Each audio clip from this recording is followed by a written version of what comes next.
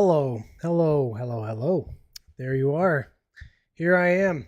Welcome to the podcast. It's 7 o'clock, March 24th. Bit of a slow sort of week in news, but a few things to talk about. I'm going to talk about the um, text chain that was accidentally, whatever you want to say, I guess, a reporter got accidentally added to a text chain of some important uh, Trump administration people talking about some important things. So that's a bit sketch. We'll talk about that. Also, a Canadian election was called, so and if you watch this show, you'll know that I'm Canadian, so that's pertinent to me. And so we're gonna have to pick. We have to pick our candidate. Hopefully, we don't get the dog shit liberals, and we can actually get a different government. But we'll talk about that. Also, we're going to talk about JD Vance allegedly, talking shit about Musk on a leaked audio. It's fake, but we're going to talk about that and how AI is going to it's becoming a problem. Let's put it that way. Also, we're going to talk about Bill Maher being invited to the White House and accepting, essentially. So I guess he had, what's his face? Kid Rock on his podcast a little while ago, and he invited him to the White House. He said he's going to set that up, and I guess that's happening now. So Bill Maher's, there's no specific date, but it's going to happen. So that's kind of cool. We'll see how that goes, because if you've followed that at all, you'll know that Bill Maher's not a big fan of Trump and vice versa.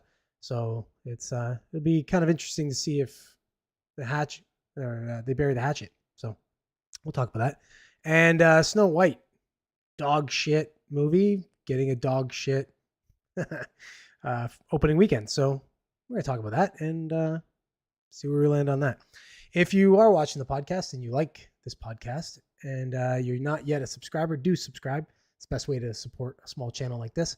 And jump in the comments. If you're watching and you have something to say it. I get so little viewers at this point that if you jump in the comments, I will respond. Unless you say something stupid. Then I probably won't respond. But yeah, if you've got something to say, get in there and we'll talk. And if you miss any part of the podcast, you don't want to go back and watch. I get it. I wouldn't want to watch me either. You can check out during the week between Tuesday and Sunday, 5 o'clock Eastern. I drop videos, the segments of the podcast. So I'll drop the ones that I feel like are going to do okay. Otherwise, if it's just something I'm talking about, it might not make the cut. So, but if you do want to check that out, you can check those out. And obviously, if you want to help support the channel, liking, sharing, commenting, all that kind of stuff on those, that's the best way to do it. So, all right. Without further ado, there you are, Joe. I'm not late. You're late. I'm asshole. Where are you today? What town are you in? Where are you broadcasting from, brother? Dog shit, Canada. That's where you're broadcasting from. All right. I'm gonna get into the first thing here. I'm just gonna blast through today. I think because tired. I worked today. I normally don't work on Mondays, but I did. So not my favorite thing to do. All right, here we go. So yeah, I don't know if you heard about this. Basically a scraggler got added to a text chain, an important text chain of the government. Yeah, you're never late. Yeah, it was. This isn't good. I mean, it's a bit embarrassing. I'm gonna read this article, and then we'll talk about it. This is The Guardian, so don't expect much. They're dog shit. Dog shit's the word today, by the way. Everything's dog shit today. I don't know why, but The Guardian is dog shit. White House inadvertently texts top secret Yemen war plans to journalists. Yikes. Senior members of Donald Trump's cabinet have been involved in a serious security breach while discussing secret military plans for recent U.S. attacks on the Houthi armed group in Yemen. In an extraordinary blunder, key figures in the Trump administration, including Vice President J.D. Vance, the Defense Secretary Pete Hegseth, the Secretary of State Marco Rubio, and the Director of National Intelligence Tulsi Gabbard, used the commercial chat app Signal to convene and discuss plans, while also including a prominent journalist in the group. It's already, I'm going to say, it's a, the government, they don't have like, I don't know, they don't have like private servers they can use or something like that. You just got to get on Signal. It seems a little bit sketch to me to do that, but whatever, they did. Signal is not approved by U.S. government for sharing sensitive information. Others in the chat included the Trump advisor, Stephen Miller, Trump's chief of staff, Susie Wiles, and the key Trump envoy, Steve Witkoff. The breach was revealed in an article published on Monday by Jeffrey Goldberg, the dude in the chat, who's editor of Atlantic Magazine, who had discovered he had been included in a Signal chat called Houthi PC Small Group, and realizing that 18 other members of the group included Trump cabinet members. Imagine that. So imagine that you happen to get invited, you're in this chat, and you're like, the fuck? You'd have to think at first it was fake in some way because you're seeing all these names and you're like, this can't be real. And then they're chatting and you're going, oh shit, I guess this is real. But yeah. Oh, Steve is in the chat. Welcome, Steve. Steve from Wyoming. Nice to see you in the chat. Anyways, in his account, Goldberg said he removed sensitive material from his account, including the identity of a senior CIA official or officer and current operational details. Well, that's smart. The report was confirmed by Brian Hughes, a spokesperson for the National Security Council, who told the magazine, "This appears to be an authentic message chain, and we're reviewing how an inadvertent number was added to the chain." If you've ever been involved, like you've ever set up where you do group chats on, whatever, sure, Signal, but there's a WhatsApp and things like that. Sometimes you'll see every once in a while that'll happen. I've had it happen to me. I didn't start the chat. I was just in a chat, and then it became apparent that someone was in the chat that wasn't supposed to be in the chat. It wasn't like we were talking about security secrets or anything like that, but it was just a number we didn't recognize. It's like, who the heck's number is that? And it just turned out it was a random number of some sort. So I don't know if it hacked into the chat or what. Maybe that's the case here. I don't know, but weird either way. Excuse me. Hughes added, the thread is a demonstration of the deep and thoughtful policy coordination between senior officials. The ongoing success of the Houthi operation demonstrates that there were no threats to troops or national security. That's a nice thing that he said there. Donald Trump told reporters at the White House that he was unaware of the incident. I don't know anything about it. I'm not a big fan of the Atlantic. Oh, he's such a comedian, man. He just adds that in there. This is a little dig on the Atlantic. I'm not a big fan of the Atlantic. Okay. Fair enough. The White House press secretary Carolyn Leavitt, just leaves it in places, later released a statement saying President Trump continues to have the utmost confidence in his national security team, including National Security Advisor Mike Waltz. Okay. Anyways, so it would appear that no harm, no foul, kinda, but that's a little scary if that can happen, where somebody accidentally gets into a top secret type message chain. It's a good thing, like I said, it happened to be who it was, and it wasn't just some other asshole that released the information or whatever. But either way, not a good look. Not a good look for this administration, especially when you factor in all the other bullshit that's going on with like AI and deep fakes and all that kind of stuff. It's not great when something real like this happens and they got egg on their face for it. What's up, Robert? I think I'm losing my voice a little bit. Yeah, of course they have private servers. I don't know why they aren't using it. It's just weird. Just scrolling through the contract to add people and accidentally add Steve. Yeah, exactly. Steve's like, wow, hey man, it's cool. It's cool to be here with you guys. I have some ideas too. I'm just saying, what about we use drones? Just saying, we get little mini drones with mini guns on them. That's just my idea. Maybe we armor up some Tesla Cybertrucks. Shut up, Steve. Good morning. It's not morning, man. It's morning for you because you're in freaking deaky Namibia. Antipodes. Piss poor streaming, electrical storm on the go. Again. Jeez, those electrical storms. I think you got to move back to Canada, my friend. You expat, you got to get back over here. Yeah, that's just bad weather over there. Bad weather nonstop for you over there. It's the end of the world, man. All right. Let's get on. Let's get on to something a little bit more homegrown for me. Drinking my bubbly. This is a new bubbly, by the way. It's blueberry pomegranate. It's not that good. It's whatever. Wets the whistle, all right. So they did it. They called a Canadian election. Ugh, thank God, finally. But I don't know. I'm a little afraid because this Mark Carney dude comes in and he's kind of, I don't know. He's flipped the script a little. If you believe the polling, I don't know. I'm not sure if I believe the polling or not. But as it looks right now, it's essentially a close race. I'm going to read this article. It's BBC. So don't expect too much from the BBC, but here we go. They're going to talk about some Canadian politics for us. 5 things to look for in Canada's election. Canada's general election campaign is underway, a 36-day sprint taking place in unprecedented circumstances. Excuse me. If you don't know anything about Canadian politics, the way it has to work is they need a minimum of 6 weeks.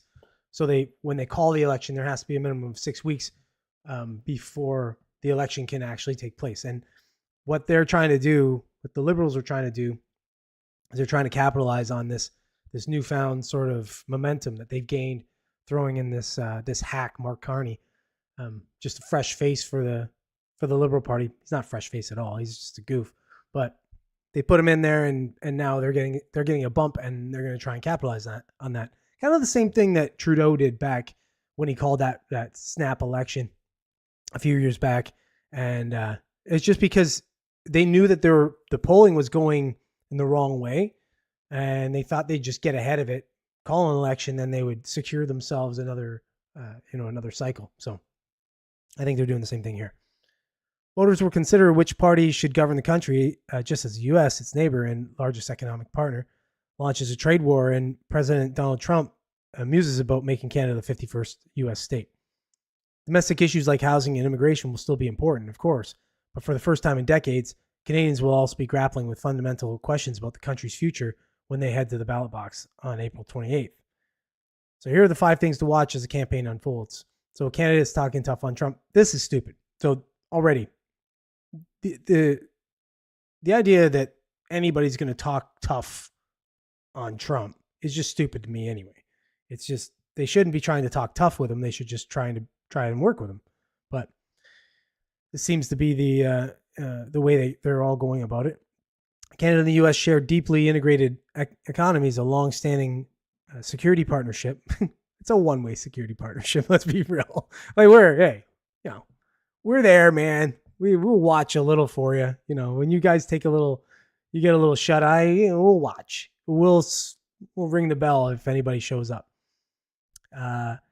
Long-standing security partnership and the longest undefended border in the world. It's undefended because it doesn't need to be defended. Let's be real. So when President Donald Trump says he wants to use economic force against America's neighbor, calls the border an artificially drawn line. If you've seen that, he just says somebody took a ruler and drew a line. It's kind of funny.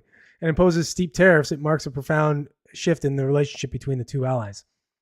It is impossible to overstate the impact of the president's actions on Canadian politics, on Canadian psyche, on Canadian business, said Marcy Surks, Chief Strategy Officer at Public Affairs firm Compass Rose and a former policy director to ex-Prime Minister Justin Trudeau, a Liberal, of course. Dog shit. Trump's interventions have already reshaped politics in Canada, helping transform what seemed like a certain Conservative victory into a too-close-to-call battle with the Liberals. Yeah, so if you've been paying attention at all to our politics up here, the Conservatives and Pierre Poilievre were up like 30 points or something. It was going to be a landslide. Basically, it was looking like it was going to be the first majority government we've had in a while, which if you understand Canadian politics, the way it works is you can win, but if you don't have a certain amount of seats in the House, you'd have a minority government. In other words, you have the majority of the seats, but not enough to be able to just make policy. So you need to work with another party. So usually what ends up happening is the Liberal Party in Canada will lock forces or lock arms with the NDPs because they're both left of center, and they can get things done and they can work with each other. So they call it a coalition government. So we were looking like we were going to have a majority conservative government where they wouldn't have to form any kind of coalition. But now, if you believe polls again, it looks like at best we're going to get a conservative minority government, which would mean that they can't do much of anything without working with other parties. And they're not going to work with the Liberals because they never really do. And the NDP are dog shit, so they have to try and work with the Bloc Québécois, which is another party, or the Green Party, which in the Green Party never really have much in way of seats anyway. So it's kind of going to be, it would be an unproductive government for the next, 4 years essentially. Anyways, I digress. And on Sunday, as campaigning began, all the party leaders focused their launch messages heavily on the U.S. threats, of course. And that just seems to be the bullshit that is the forefront right now. It's like, it's the shiny penny. Oh, Trump's doing this stuff, so let's focus on that. I'm tough on Trump. How about somebody come in and say, look, listen, I'm going to fucking negotiate with the guy. I'm going to work with the guy, and I'm going to go in with the understanding that we're only a sovereign country because we're allowed to be a sovereign country. Let's be real. The U.S. wanted to take over Canada at any point in history. They could have done it. Okay, so we're sovereign because we're allowed to be sovereign. So why are we going in and flexing? We should just go in and say, hey, look, listen, how can we work together? We've been partners forever. Let's figure it out. Maybe we got to take a little bit more. And I don't know. It's just stupid to me when they start flexing. It's like the little guy flexing against the big guy. It just doesn't work. What the U.S. president says and does over the next few weeks will inevitably factor into the race. On April 2nd, for example, in just the second week of campaigning, the White House is expected to announce more global tariffs. He's already started to make his views on the election known, telling Fox News host Laura Ingraham on March 18th that conservative leader Pierre Poilievre is stupidly no friend of mine, and that it may be easier to deal actually with a liberal, which I don't know. Again, so now he says that, and I don't know if he's playing 3D chess at this point, because he could be saying that to try and make people think that he's going to work with the liberal, and the liberal is like, now they're going to sort of adopt Trumpism essentially in Canada. So maybe that's the angle, or he's just being straight, which I tend to believe that Trump's just being straight. He's saying he speaks off the cuff a lot. So I think he's actually being straight and saying, look, I can just work with a liberal easier because they're not going to be so ridiculously tough. So I don't know. But again, I thought initially when he did the tariff stuff, he was trying to oust Trudeau. And I still think he was doing that. But I don't, now if he just was ousting Trudeau so he could get another dog shit liberal in there, maybe that was the whole plan. I don't know. Anyways, I'm not going to keep going on this article, but here's the other things. So questions about experience. So they're obviously going to talk about how Carney has no political experience and Poilievre has. So that's going to look good for Poilievre. Poilievre has a clear plan. He has since day one, and Mark Carney doesn't really. It's going to be more liberal bullshit that we've been dealing with the last 10 years. So, I think that's edge goes to Poilievre on that. Sovereignty playing a big role, obviously. This whole bullshit with the 51st state and all that kind of stuff. Cost of living concerns, obviously with the looming, recession potentially happening, and, just inflation running wild. That's going to be one of the big things they talk about. And sadly, I think even though Poilievre would be, in my opinion, a lot stronger and a lot better on that, a lot of people might look at Carney having, being in banking and having been involved with the Bank of Canada and such, that he might be the clear choice for that. So I don't know. Anyway, so there's more dog shit in this article. It's BBC, so I'm not going to continue on with the article. But the point is, looks like we, oh, Gizzo, what's up, buddy? Looks like we might have a very tight election. And sadly, if we do, we could end up getting another liberal government. If we get a liberal government that's another minority government, it doesn't matter. They have majority because they'll just work with the NDP, and we got 4 more years of fucking horseshit up here. So pray for us up here because we could use it. Oh, you guys are talking amongst yourselves here. What are you saying? I hate this whole trade war talking point. It's not war when the opponent is unarmed. Yeah. Well, this is the whole. It just lacks common sense. We have 42 million people now in Canada, something like that, thanks to our open borders. You have about 360 million in the States, right? So 8 times our population. And we're going to try and do something economically against you. We're going to shoot some tariffs on you. Retaliatory tariffs. It's like, I just don't understand why somebody in the potential leaders would say, look, listen, I'm going to go down. I'm going to talk to Trump. I'm going to see what he wants, how we can repair this relationship. We're not going to do retaliatory tariffs in any way. If you want to tariff us, okay, that's fine. Tariff what you think you need to tariff, but we're not going to do that. We're just going to, we're going to try and do what we've been doing. Like if the goal on tariffs is to keep the whatever it is you're tariffing, let's say, for example, soft lumber in Canada. If we're trying to keep that in-house, essentially, if we're trying to sort of make sure that we're not going outside and importing any in, we're only a net exporter, and we're trying to protect our sort of market on that. I can understand that. But if you're just doing it as a retaliatory thing, like, oh, you tariffed us, we're tariffing you, that's just stupid. We've been tariffing the States for years on different things, eggs and milk and all these different, things that you wouldn't even know about.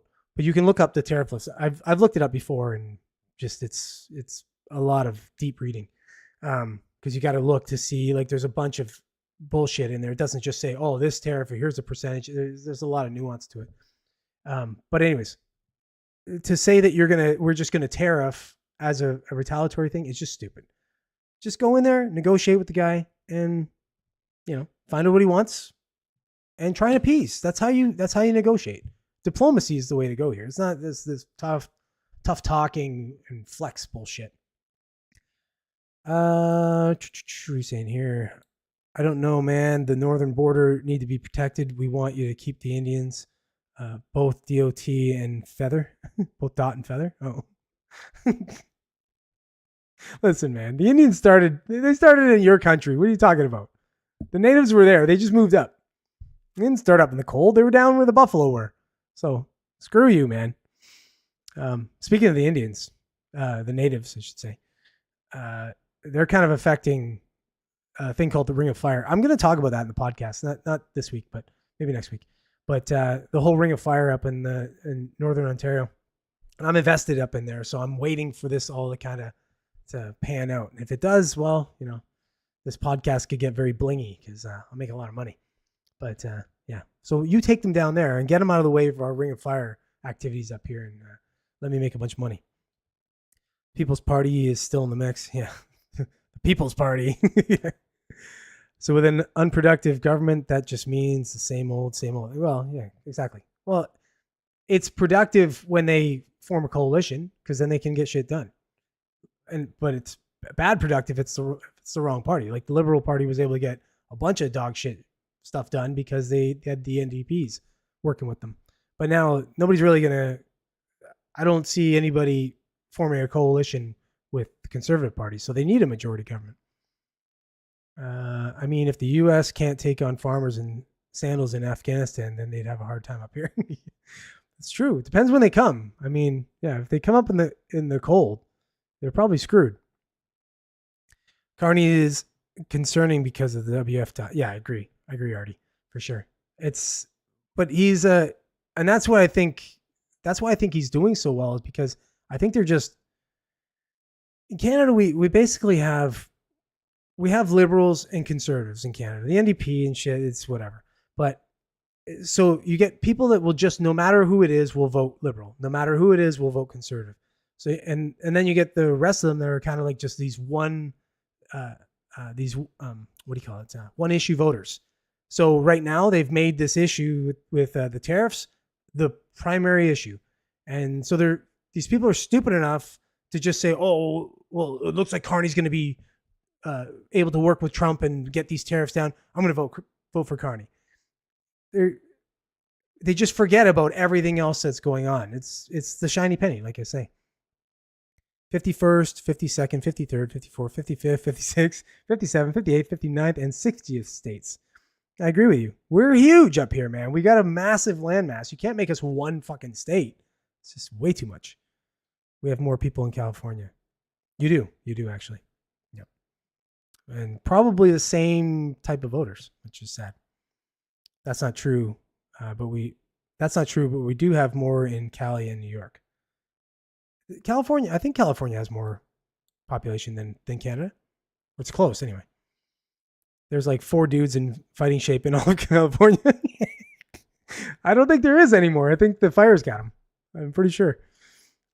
I'm on that boat waiting for you with 10 plus years now. Yeah. Oh yeah. The Ring of Fire.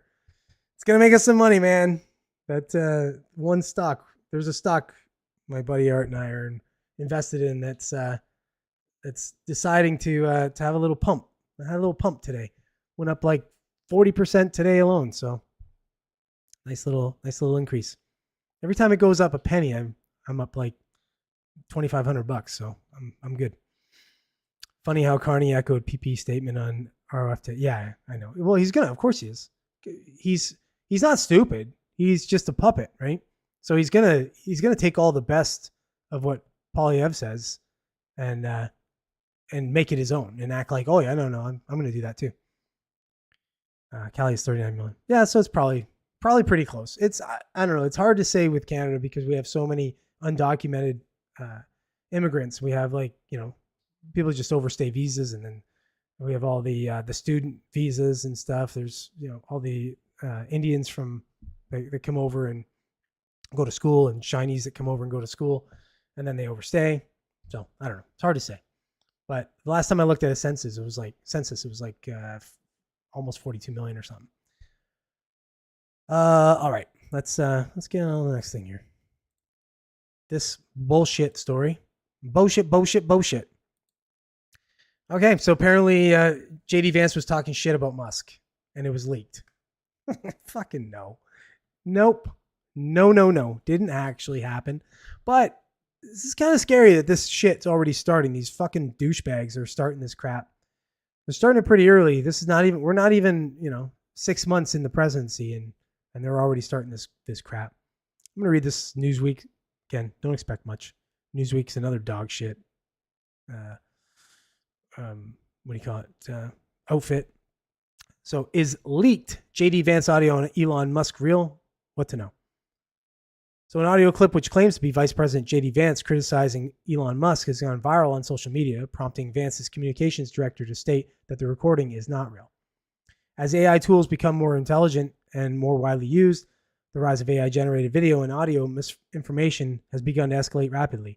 According to a report from Humanize AI, the development of AI deepfake tools surged by 44% in 2023 and grew by 28% in 2024, with AI voice generator having the highest traffic or website traffic, reaching 16.8 million visits. And if you watch, like if you go on TikTok, you scroll TikTok or YouTube or anything like that for their shorts and shit, you'll notice, especially TikTok, it'll say right at the bottom, AI generated video.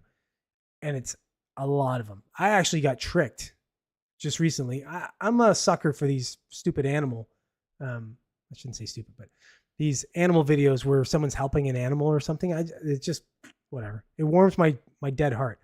And I was watching these ones, and I kept getting the same ones because I guess I was liking them and shit. And then I had noticed at the bottom, AI generated. I'm like, fuck you.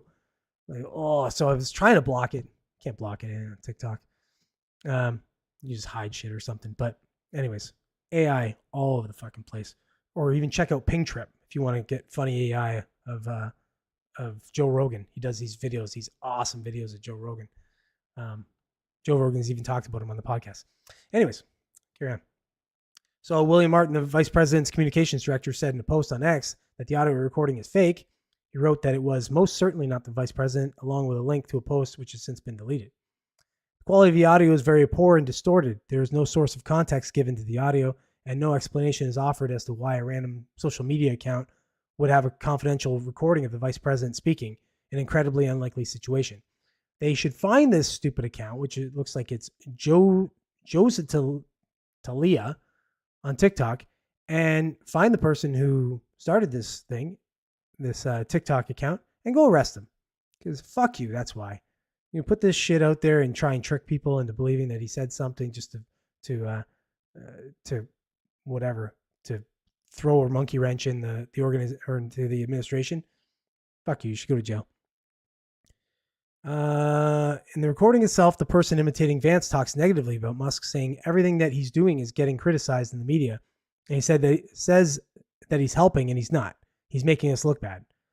The voice also says he's making me look bad, and he has the audacity to act like he's an elected official. I'm an elected official. I am the important one in this situation. So stupid. Already, as if, for one, JD Vance is not a stupid individual. That sounds like the wording of a retard whose English is a second language to them. So it probably originated somewhere else. Put it that way. This does not align with what Vance or his people on his team have said publicly about Musk. Though Vance did acknowledge in an interview with NBC News that Musk has made mistakes during the mass firings of federal employees, he told the outlet that Elon himself has said that sometimes you do something, you make a mistake, and then you undo the mistake. I'm accepting of mistakes. Okay. Anyways, yeah. So it's fake. So if you saw this thing, just know it's fake, along with a lot of other dog shit you're going to see out there that's going to be fake. So you really have to be careful with all this this deep fake AI crap. It's going to be hard to tell what's real and what isn't. Oh, wait a second. Did JD call Musk out for getting his Diablo 4 account boosted? You should. Isn't Musk isn't he like one of the top in the world or something on Diablo 4? Like, from what I heard, he's like, I don't know, he's in the top 5 or something like that. I mean, I don't even play Diablo 4 anymore. I was playing it, I don't know, whatever, 6 months, no, more than that, a year ago, basically. And I just kind of stopped playing. I built a barbarian and I couldn't get him to be all that.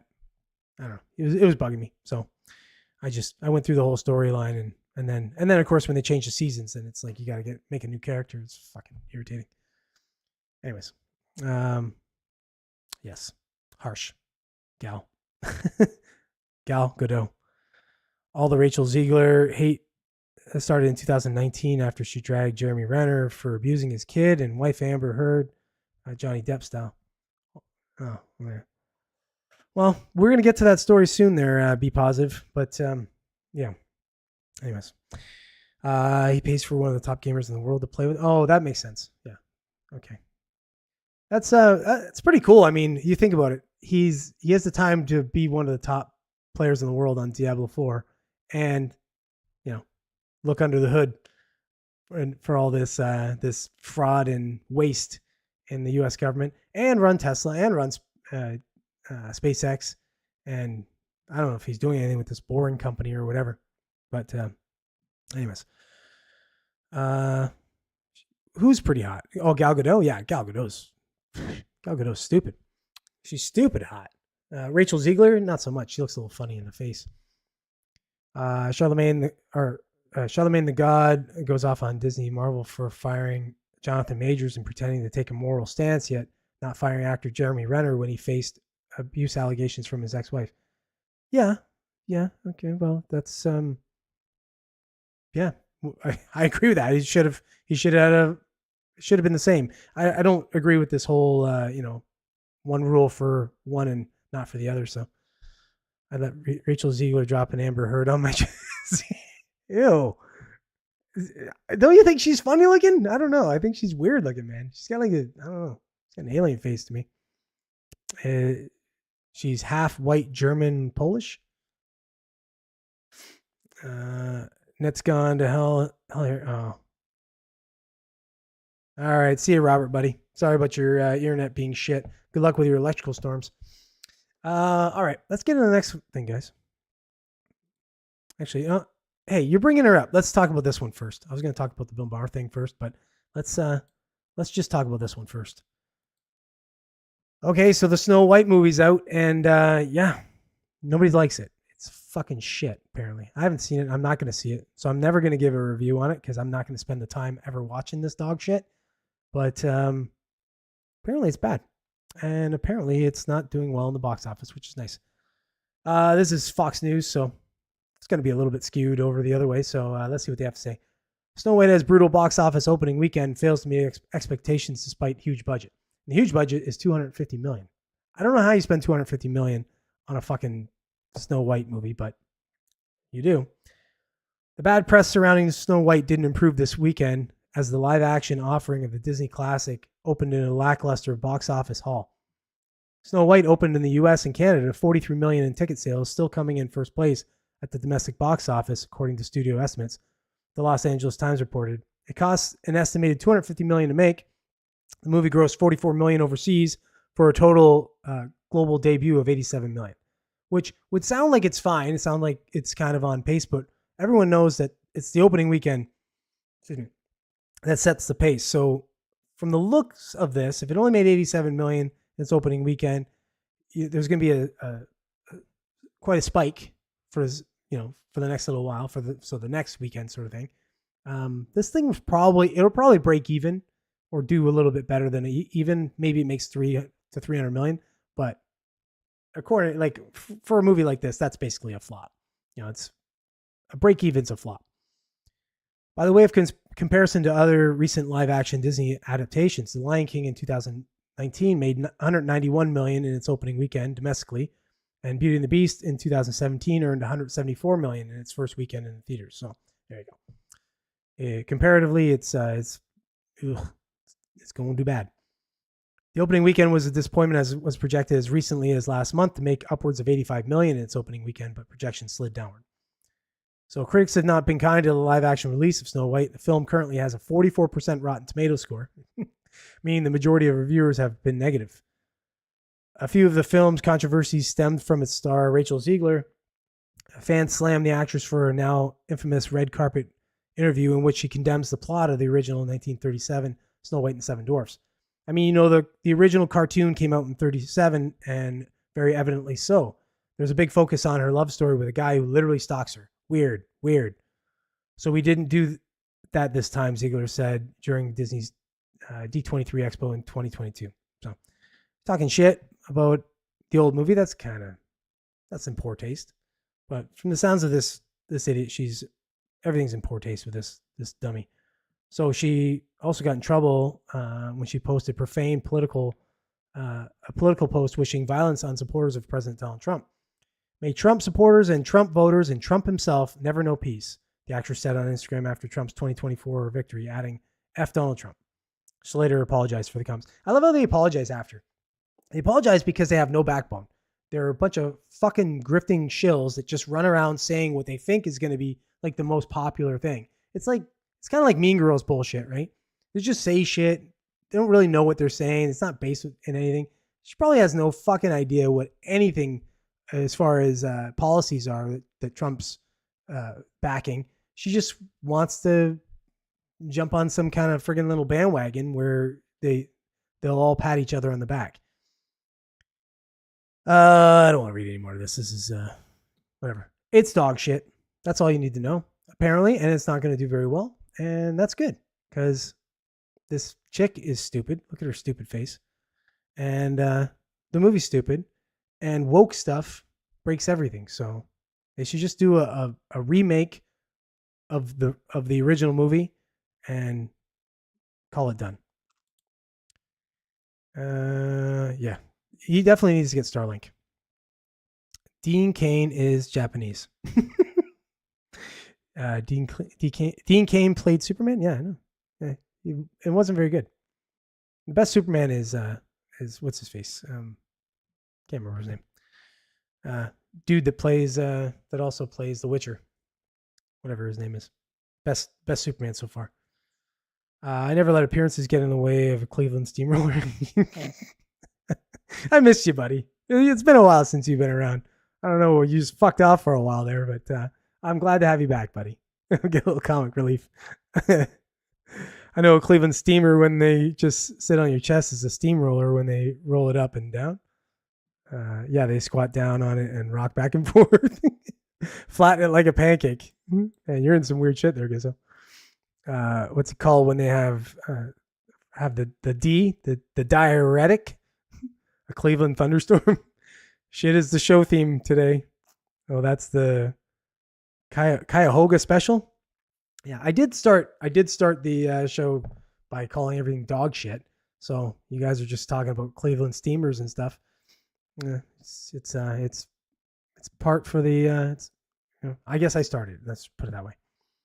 All right, let's get on the next thing here. Let's get on to the final thing here. Then we can just shoot the shit for a bit before I fuck off. Go get something to eat, and drink my bubblies. They give me the burps while I'm trying to talk, so then I have to stop and burp quietly. All right. So Bill Maher is apparently he's going to go to the White House and meet Trump. And if you know anything about this sort of little feud that was started in prior to Trump's first term, you'll know that they're not big fans of each other. So this is kind of cool. This could maybe they'll mend fences here a little bit. I'm going to read this article here. This is the Huffington Post. Bill Maher confirms he will meet with Trump at the White House. Tells critics, "Fuck you." I like that. Okay. Bill Maher will be meeting with President Donald Trump after years of regularly criticizing the MAGA leader on HBO's Real Time. He confirmed in a preview of an upcoming episode of his Club Random podcast shared Saturday with multiple media outlets. Maher reportedly told his guest and fellow comedian Andrew Schultz, who hosted Trump on his own podcast weeks before the 2024 presidential election, that the impending meeting was brokered by none other than MAGA darling and musician Kid Rock. Although they keep putting the MAGA shit in there. Like they have to fuck off, Huffington Post. Kid Rock was here a couple of weeks ago and he said, "I want you to meet Trump." Maher told Schultz during the Club Random episode, which he released Sunday per media. He said, "I'm going to take you to the White House, so we're going to go do that." The Bawadaba singer, fuck off. I love how they try and keep giving context in there. Yeah, people know what fucking Kid Rock is. You don't have to, go and show off the fact that you know that he sings Bawadaba. I don't even know that fucking song. Singer said earlier this month that he planned to try and unite this country by bringing Maher to the White House.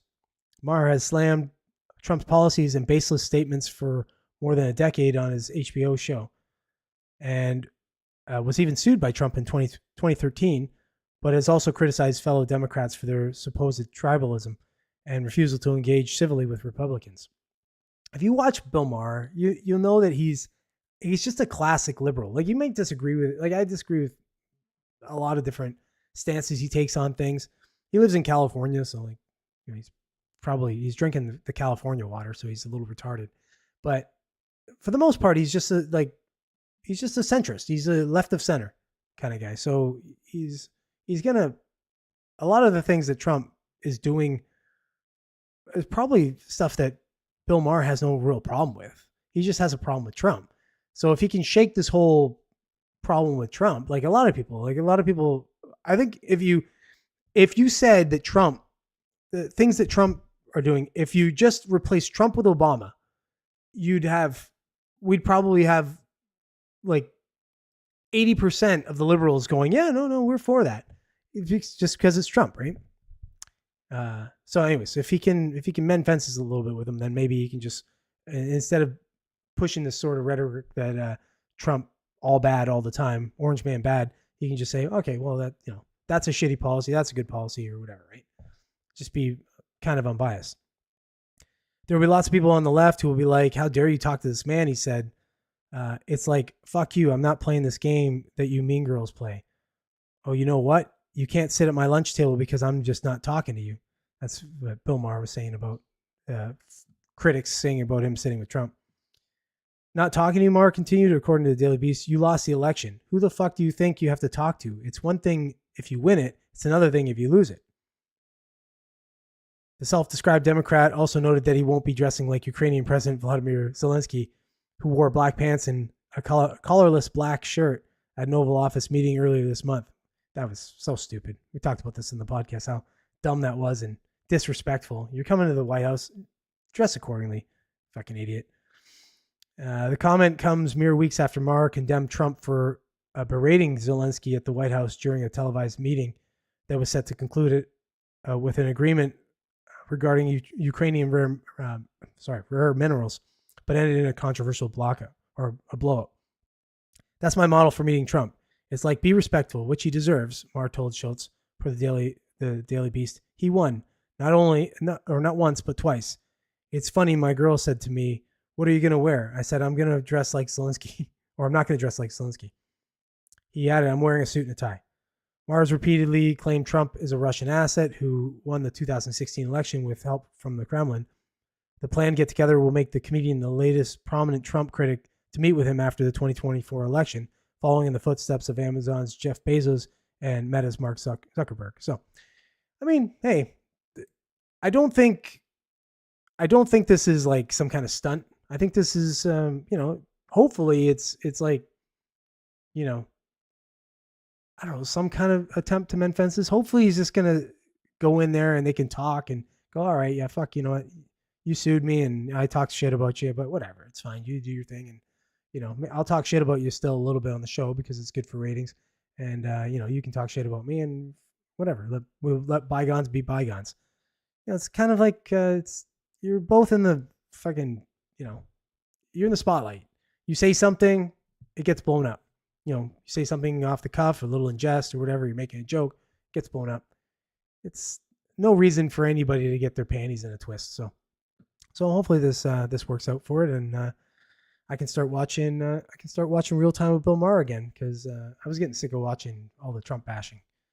Honestly, I just I know it's a political show, but needs to calm down a little sometimes.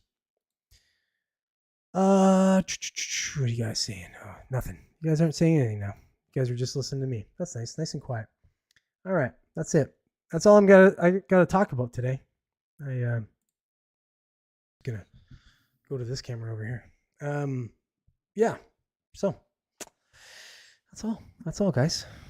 You guys went real quiet after the Cleveland Steamers. Once Robert left the chat, it was like everybody just died. But that's all I got to talk about this week, guys. So if you're not going to talk to me, I'm just going to fucking go make some eggs or something. I'm hungry. But thanks, everybody else. I saw there was a bunch of viewers in and out. Nice to see you again, Gizzo. You haven't been around in a while, so thought you might have died. I was going to have to get my buddy who lives in, I'm not going to dox you, but lives where you live, or very close to where you live, your area. Go get him to go check on you. Taking my chat. I'm talking. My chats are being blocked again. Oh shit! Probably all this shit talk. Maybe too much Cleveland Steamers in there and stuff. I don't know. I'm surprised YouTube's even watching this channel. There's not enough shit going on here. $80 meal packs. Yeah, I know. I'm gonna probably make like 6 eggs. It's probably gonna be like $80. But thanks everybody else for watching. Thanks for jumping in the comments. Makes it a lot more fun when I can talk to people. Yeah. So if you missed any part of the podcast, again, you can check out during the week between Tuesday and Sunday, 5:00 Eastern Standard Time. You can I've dropped clips in there of the topics I talked about. And if you see those, obviously like, comment, share, all that kind of stuff. Cheers, Gizzo. Just been high on the government weed, missing the live show. No worries, buddy. It's okay. Well, you're back now. So 7:00, buddy. 7:00 on Mondays. That's where I'm at. So that's where you should be, all high on your weed and making funny jokes in the comments. Attract more people into the comments with your clowning in there. But yeah, so check me out Mondays, 7:00 Eastern Standard Time. So this is where I'll be. Heading to Vegas next week. So I'll be here for the podcast, but then I'm heading to Vegas. So I'll be down in the Americanos for a little bit. We'll see if I get treated like shit being a Canadian down in your parts down there. Thanks, buddy. Yeah, it's been going pretty good actually.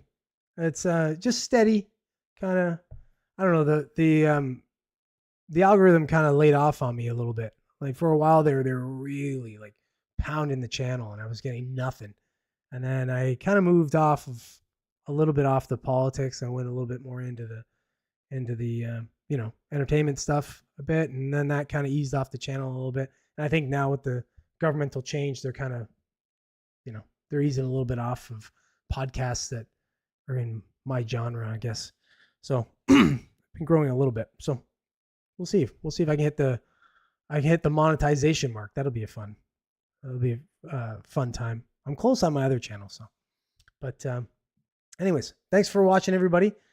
Thanks for being with me, Joe. Gizzo, good to see you again, buddy, and everybody else that was in the thing, Robert and Art and new people. Yeah, so check me out next week, and until then, see you then. Take care, and yeah, whatever. Bye.